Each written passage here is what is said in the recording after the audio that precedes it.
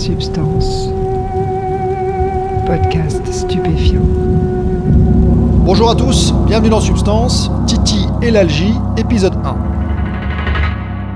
Dans cet épisode, on va écouter le témoignage de Titi, un homme qui, autour de 35 ans, a vu émerger en lui une douleur physique intense, insupportable même, qu'il ne connaissait pas auparavant. Cette douleur qui revient quotidiennement va devenir centrale dans son existence. Rapidement, toute son attention lui sera consacrée. Il va nous raconter en 3 épisodes l'arrivée de la douleur et la recherche effrénée du traitement. Car c'est finalement en dehors de la pharmacopée officielle qu'il trouvera la meilleure solution pour améliorer sa situation. Réglez le son, mettez-vous bien et écoutez, vous êtes dans Substance.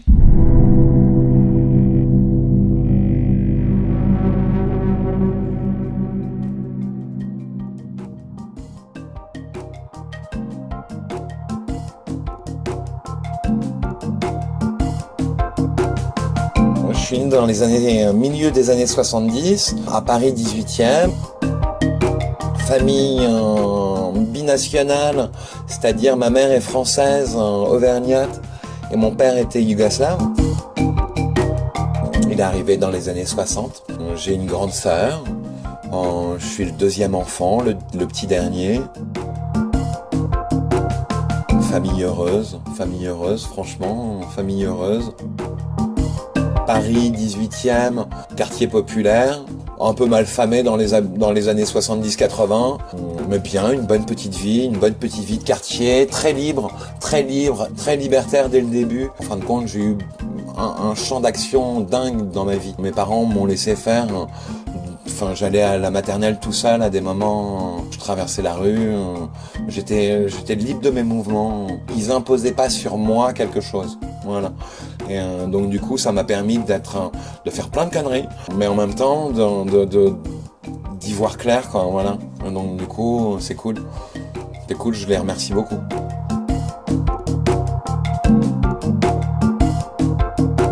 Mon adolescence, ça s'est passé un petit peu bizarre parce que j'ai eu des gros traumatismes et donc du coup à l'adolescence je me suis un peu recroquevillé sur moi-même. Des gros traumatismes, j'ai couché avec des gens très jeunes dans ma vie, c'est-à-dire que quand j'avais 13 ans je couchais déjà avec des filles et donc du coup il y avait déjà ce rapport là et j'ai eu un traumatisme sexuel, je te dis quand j'ai eu 15 ans quoi. Voilà, d'ordre familial, pas de famille directe mais de familiale quand même quoi. Et ça m'a recroquevillé comme une huître quoi. Vraiment, un truc de fou, quoi. Et je m'en suis aperçu 20 ans plus tard. Les conséquences de ce truc-là ont été loin. Et en fin de compte, donc du coup, moi j'étais dans la mouvance patin à roulettes quand j'avais 12-13 ans. On allait au Trocadéro, on faisait du patin à roulettes dans Paris. Enfin voilà, on se baladait dans Paris, on était underground, on faisait du tag, on faisait des choses comme ça. Et donc du coup, j'ai retrouvé ma voie, mais j'étais un petit peu introverti, quoi. Comme je te dis, fermé sur moi-même. Enfin voilà, quoi. Ça m'avait donné un coup sur les doigts. Et j'avais pas encore processé le truc. J'avais pas encore fait un monde de mon passé, quoi. Donc ça a mis beaucoup de temps, de la psychanalyse et tout. Enfin, plein de choses, quoi. Plein de choses. Ça a induit plein de choses. Et dont un petit peu mon amour pour les prods quoi, ou en tout cas pour l'échappée que ça produit, tu sais, au moins tu penses pas à ce que tu penses, t'es ailleurs quand voilà, tu le sais quand tu fumes un pétard, quand 5 minutes après tu penses à autre chose. Voilà, et c'est pour ça que tu fumes d'ailleurs. Paris, années 70-80, très tôt. Donc quand j'avais 8 ans, j'ai appris ce que c'était que le hashish par la télévision. Par ma deuxième famille de cœur, j'ai appris ce que c'était que les produits. Parce que c'était une famille qui était très olé. Donc du coup voilà, j'allais chez eux en vacances. Je les adore. Je me suis formé avec eux. C'est ma famille de cœur. Mais en même temps, ils m'ont appris ce que c'était que les produits. Ils fumaient du hashish, ils buvaient de l'alcool. Et de temps en temps, ils prenaient prenait de la cocaïne, enfin voilà. Ah, on a vécu avec les produits, et puis il y avait à chaque fois dans cette famille, les gens rapportaient qui venaient, ceux qui venaient faire des cures parce que ils étaient vraiment pas bien dans leur vie et que ça allait pas, ils venaient faire des cures à Saint-Malo, et donc du coup voilà, c'était très bien, c'était très bien.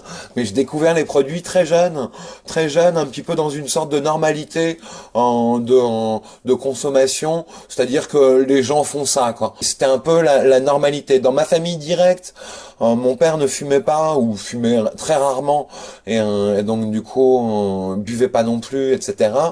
Ma mère fumait des cigarettes, mais pas plus. C'est pas mes parents qui m'ont fait découvrir ça, quoi. C'est vraiment ma famille de cœur. Ils faisaient la fête, ils étaient dans le monde du spectacle. C'était le monde du spectacle parisien dans les années 80-90. Du coup, on allait à des spectacles, on était dans les backstage, on voyait les artistes, à la maison, on les voyait sur scène, on était derrière la scène, nous, on avait 8 ans, et donc du coup, voilà, c'était vraiment très marrant. J'ai vécu une vie... j'ai toujours vécu une vie marrante, moi. Non, c'est vrai. Donc du coup voilà, et c'est ce qui a fait mon métier plus tard, parce que j'ai bossé dans le spectacle. Donc du coup voilà, parce que je connaissais justement le milieu depuis que j'étais tout petit. J'ai découvert ça très jeune. Moi, j'ai bossé dans le spectacle pendant 15 ans à peu près. Voilà, j'ai monté une société, j'étais patron, je travaillais sur les concerts, je décorais les loges des artistes sur des concerts de premier plan, quoi, tu vois, genre quand ils commençaient à avoir du budget pour décorer les loges, on m'appelait, voilà. Et donc du coup, j'ai commencé en 2003 par Bowie. Et j'ai terminé en 2020 là pour travailler avec mon concurrent, où j'ai travaillé sur les loges de Dépêche Mode. Je fais ça de temps en temps, je reprends un petit peu la main.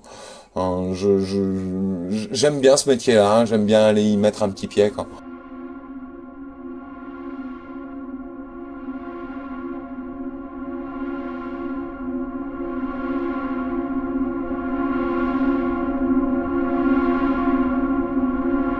Ma première crise, ça a été à Bercy. J'étais en train de travailler à Bercy, on était en démontage, il était minuit à peu près. Quand on défait les loges après un concert, on retrouve toujours les bières, la drogue, etc. Enfin bref, toutes les conneries qu'ils ont pu ramener dans les loges. Je me suis décapsulé une bière et je me la suis bu, histoire de me faire une détente. Et j'ai eu une crise derrière, directe, mais une crise que je connaissais pas, que j'ai pas réussi à identifier, une crise que je connaissais pas. Alors du coup, je me suis dit, waouh, tu te sens super mal. Je me suis allongé, j'avais mal, je gigotais, mais je savais pas ce que j'avais.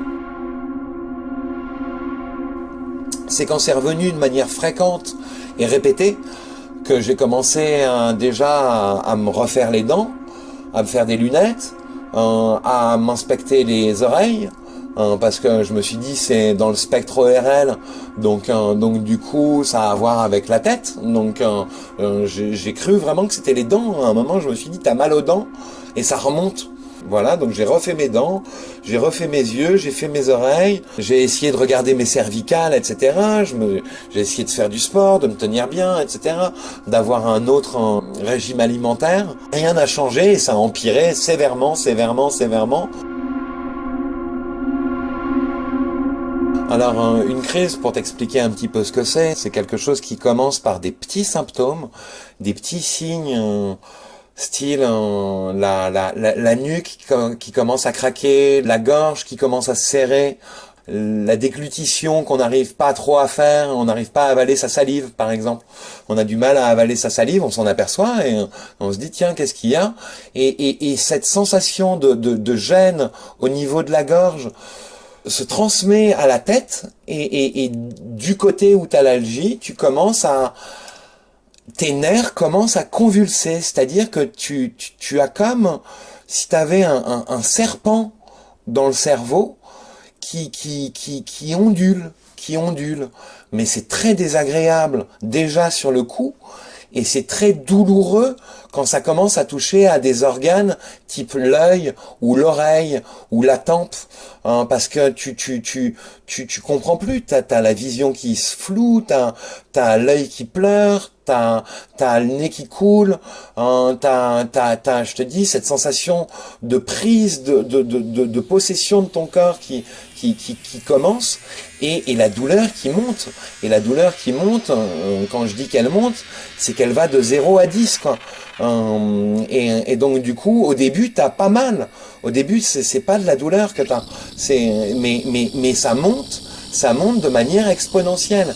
Et si t'attends 5 minutes, tu pars la douleur, tu t'allonges par terre, et tu ne fais plus rien. C'est-à-dire que après, la douleur est tellement intense, et tu recherches tellement de l'aide, quoi, de l'aide quelque part. Tu cherches à aller mieux, et donc tu trouves toutes les solutions qui pourraient t'aider. Il y a des gens, ils voudraient s'enfoncer des clous dans la tête. Il y a des gens, ils se tapent la tête contre les murs. Moi, je sais que je me déshabille et que je vais chercher de la fraîcheur. Je me mets, maintenant j'ai des traitements et tout, mais quand j'avais pas de traitement, je ne savais pas quoi faire. Je prenais des douches. J'arrêtais pas de prendre des douches parce que ça me défocalisait de la douleur. J'ai essayé de faire des choses. Je sautillais. On s'en attrape des tics de comportement face à la douleur. Je te dis, tu sautilles pour faire quelque chose qui t'échappe de ça. Et la seule solution à des moments, c'est de crier. Et donc tu parais pour un fou, honnêtement, parce que tu cries, parce qu'il y a que ça à faire. Tu as envie que ça s'arrête, quoi, enfin, que ça s'arrête, quoi.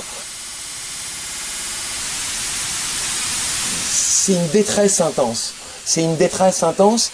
Quand tu n'as pas de solution, c'est une détresse intense et une peur panique. Parce que tu sais pas ce que t'as.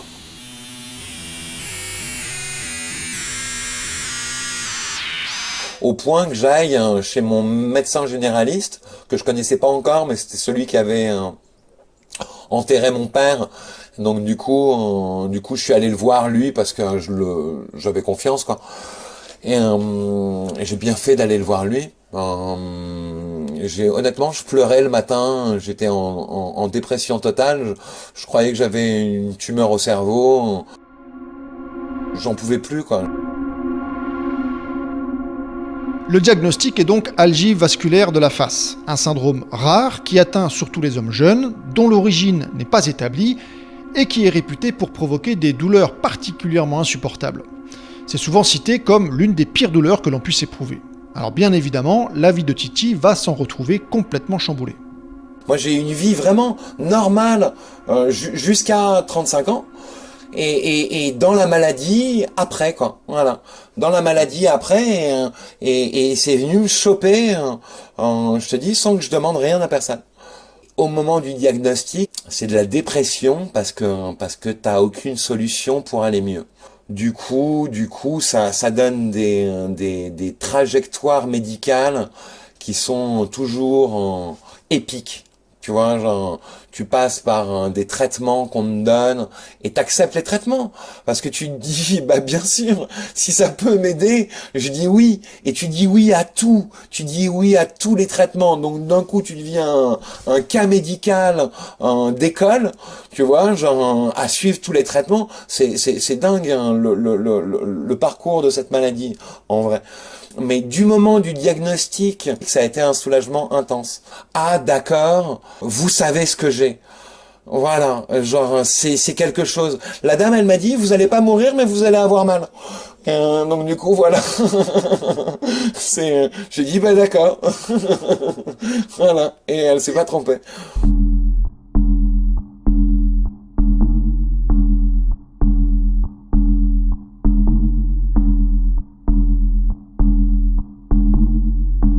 Le truc, c'est que déjà, moi, je suis chronique. Donc, j'ai une forme chronique de la maladie, c'est-à-dire que j'ai mal tous les jours. C'est pas une fois de temps en temps. Tous les jours, quand je vais me coucher, je me réveille une demi-heure plus tard et j'ai une crise. Et c'est comme ça pratiquement tous les jours. Elle est là, elle est avec toi constamment, elle te tient la main, elle t'accompagne, tu te demandes quel moment sympa elle va pouvoir gâcher aujourd'hui. À des moments, c'est un repas de famille, à des moments, c'est être avec quelqu'un, à des moments, c'est avoir ton dernier moment avec quelqu'un. Et donc, du coup, qui vient être gâché par ça, parce que ça vient te rappeler à l'ordre. Voilà l'intimité de la maladie. Voilà l'intimité de la maladie, c'est qu'elle est tout le temps là, tout le temps là, tout le temps probable, possible, atteignable. Tu as peur, tu as peur en permanence. Tu contractes une peur que tu ne connaissais pas avant, qui est la peur d'avoir une crise. Mais vu que ça peut t'arriver à n'importe quel moment, honnêtement, la peur, tu la traînes avec toi. Tu la traînes avec toi, c'est pareil, c'est quelque chose que tu te construis avec. Tu te construis avec. Pareil, la dépression, c'est quelque chose, tu te minimises. T'as mal. Alors, c'est comme si tu tendais les doigts et on te tape sur les doigts. Alors, bon, bah, t'as mal à la main. Voilà. Et tu retends la main. On te retape sur les doigts. T'as mal à la main. Et tu retends la main constamment. À la fin, tu tends ta main, mais un petit peu plus bas, tu vois, parce que tu t'attends à avoir mal. Tu as une attitude qui est humble, mais dépressive. Et ça enfonce en plus de la maladie, tu t'attrapes des tics nerveux, des peurs du temps qui passe, parce que le temps qui passe, ça veut dire que tu te rapproches de la prochaine crise, des peurs de te réveiller le matin parce que là t'as pas mal et que tu vas avoir mal plus tard, t'anticipes quoi, la peur par anticipation. C'est un sacré truc de psychologie comportementale, de martyrisation de l'intellect quoi. Voilà. Et cette maladie, elle est intime pour ça. Elle est intime pour ça parce qu'elle vient s'immiscer dans des strates de ta vie qui étaient évidentes avant et donc que tu remettais pas en cause. J'ai mis longtemps avant de me dire que j'allais habiter dans le Béarn parce qu'il fait 5 degrés de plus et que c'est trop chaud. Voilà, et qu'il fait trop chaud pour cette maladie. Parce qu'il faut du froid. Enfin, moi, il me faut du froid. Donc du coup, voilà. Donc j'avais peur d'habiter dans le Béarn parce qu'il fait 35 degrés l'été. Et donc du coup, j'avais vraiment peur, quoi.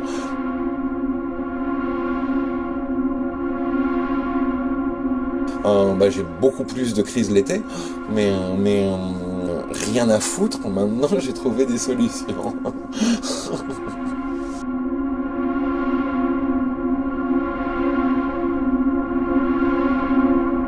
Aujourd'hui, Titi en rigole, mais avant de pouvoir en rire, il a fallu parcourir un long chemin de douleur et d'errance thérapeutique.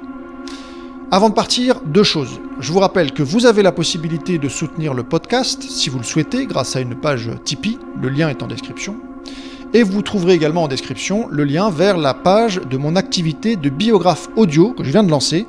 Alors si vous avez quelque chose à raconter ou si vous voulez enregistrer les souvenirs de vos parents ou de vos grands-parents, n'hésitez surtout pas à y faire un tour, vous y trouverez toutes les infos. Dans le prochain épisode, Titi nous racontera les traitements officiels et beaucoup moins officiels qu'il a pratiqués pour se sortir de l'enfer de l'algie. D'ici là, portez-vous bien.